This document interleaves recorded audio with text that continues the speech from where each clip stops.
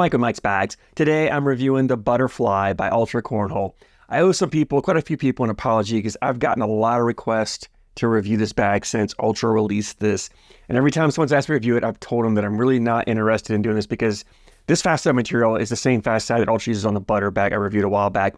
It's probably my least favorite material. I don't like this material at all. And I didn't want to invest the money in a set of bags that I knew I wasn't going to like.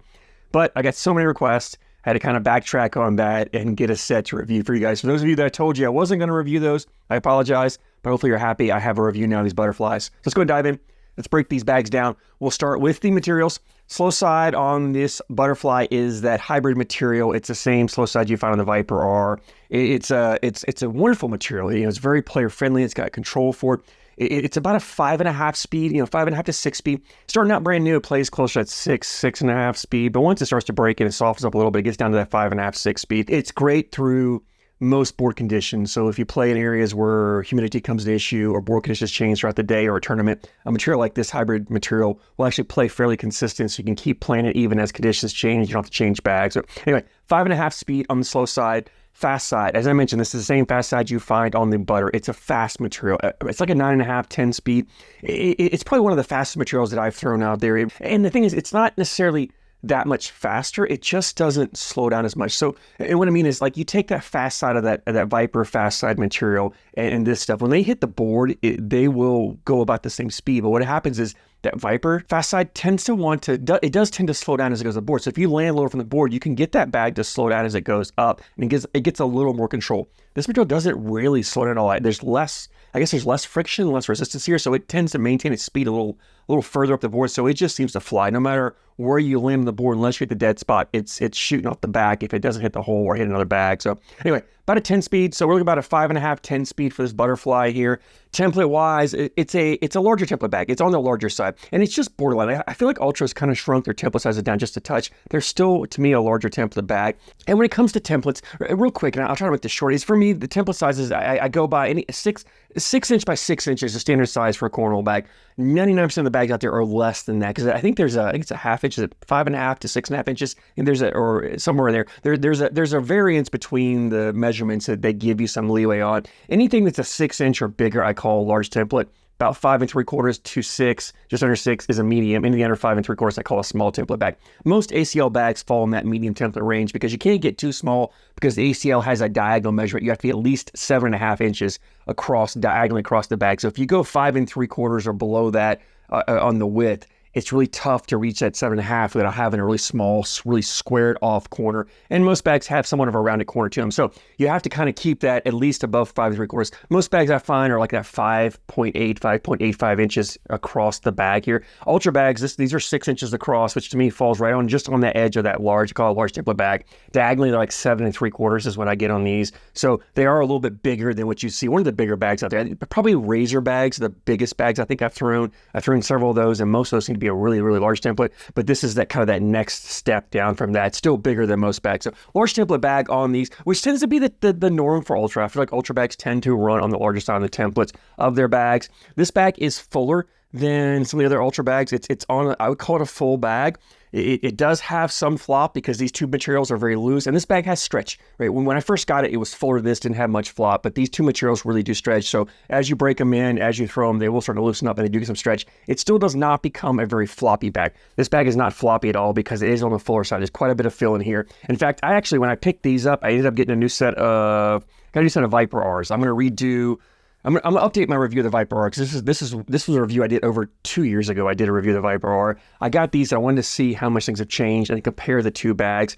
And the Viper Rs have changed, and I'll get to that in that review. But I will say these Butterflies are actually fuller than the Viper Rs by just a touch. So if you like a fuller feeling bag and maybe a little bit larger template bag, you're probably going to love the Butterflies and the way they feel. The fill in here is a flat fill. Now, technically it's not 100% flat fill because Ultra does use what I call filler beads. Or more of a round bead. They're a lightweight, bigger round bead that just gives the bag some volume. It kind of puffs it up. Because flat fill tends to give you a thin bag, so they put those in to kind of puff them up. They really, in my opinion, don't affect playability. So for all intents and purposes, it's a flat fill bag. It plays like a flat fill bag. So I consider this to be 100% flat fill. Just don't want someone to technically call me out and say it's not, because sometimes people do that. But flat fill in this butterfly here, which is, I think, the same fill that Ultra uses in all their bags. It's pretty consistent. So if you throw an Ultra bag, that's the fill you're getting in these butterflies as well. These are ACL Pro stamps. You put ACL veg, you can throw the butterflies. Now, let's jump in and talk about playability on these bags. And for me, this bag plays better than I expected. And I reviewed the butter a while back. I didn't like that bag. I just didn't think the super fast side paired well at all with that butter slow side.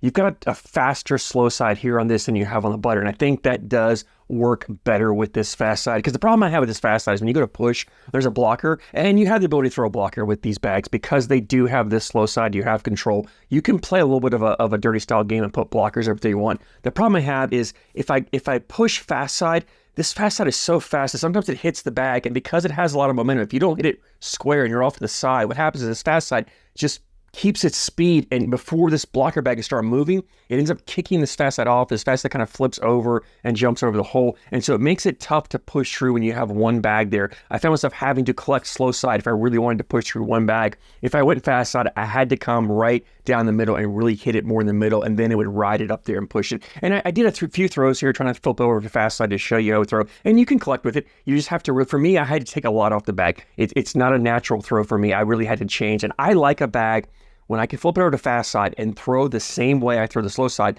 but I have more speed to push here, so I don't have to change my throw. This fast side is just a touch faster than what I prefer and what I like. The other thing is the feel, the texture of it. Not a big fan of the way it feels in my hand. It's too smooth. I like to have a little bit of texture here. And I feel like sometimes when I'm throwing, I don't know if it's the large template of the bag. I don't know if it's a slick side, but sometimes the bag would just almost come out of the hand too early. It's like it would almost start sliding out of my hand, and I would lose control of it, lose my grip a little bit, and the bag would come out a little funny, come out nose down, may cause it to kick a little bit, may cause it to land off of where I wanted to. And because it's a fuller bag, not as forgiving around the hole. Those full bags don't have that flop. So if you're off left or right, it doesn't grab the corner as well as a floppier bag does. A floppier bag will grab that hole. The corner will dip it, grab the hole, pull it back. These, if I just catch the corner, if they're skipping over the backside of the hole, you've got to get more of that bag, the third to half of that bag in the hole before that corner dips down. You're getting just a quarter of that bag in. It doesn't want to dip down like I want on a looser bag. So it requires you to be a little bit more accurate on your throws to grab that hole. Both materials are very hole friendly, so you're getting a lot of drip there. The problem is the fill. The fill is not hole friendly. That's one thing I don't like about flat fills. It's not that hole friendly. So I did have some bags hanging up there, and my biggest gripe with this bag is the amount of fill in here. So when I had a bag hanging there, if I went to collect, especially if it was on the other side, I had come across the cut to grab it. What happens a lot of times if I didn't clip it just barely right, if I went too far and got it, the bags would hit and bunch up, and you get that with a flat fill bag because flat fill just compresses. It doesn't move. So like you take my grip. When I go to grab it, I butterfly, I squeeze down. When I squeeze down the fill just compresses, and I'm squeezing pretty hard. This fill is not filling up here. I have to shake the bag, and now the fill fills up, right? So when I squeeze it, it's just compressing. So when the bag is sitting on the side of a hole and a bag hits it, the fill just compresses. It doesn't move to the extremes.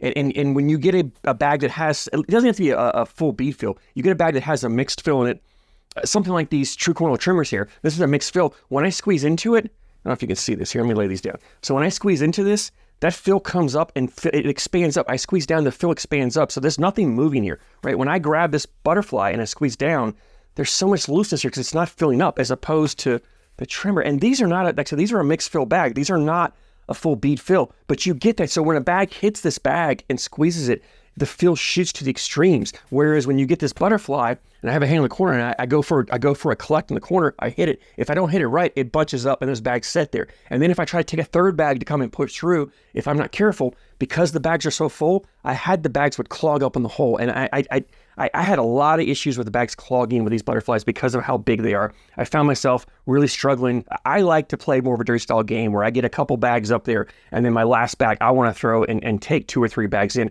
With these, I could take one bag in. If I tried to collect 2 bags, unless they were like behind each other or staggered, it was very difficult to do. I pulled a few clips. I didn't want to pull a lot of clips of bags clogging the hole because I don't want to be the Debbie Downer in these bags, but I just want to make you aware that is something that happens. To me, where this bag shines is in the hole running. That's where if I'm pulling this bag out, I want to run bags in the hole. I don't want to throw blockers. I don't want to play a dirty style game. I want to run bags in the hole. If my opponent throws a blocker, I'm probably pushing through, or maybe I'm going to step out. They got a blocker there. I'm going to step out the slick side and try to bully into their bag and let the speed of this bag kind of spin around and play a get around for me, especially if I don't have a cut shot or a roll or a flop. That's where I think this would shine. If I was to pull a bag that had this Viper or a slow side, I'm going to pull the Viper or any one of the numerous other bag companies that make a bag that uses slow side, and I'm just not a fan of this fast side material. I just don't like it. So if you love it, if you do love it, you're probably going to love the way these bags play, which leads me into availability. And Ultra has a website, ultracornhole.com.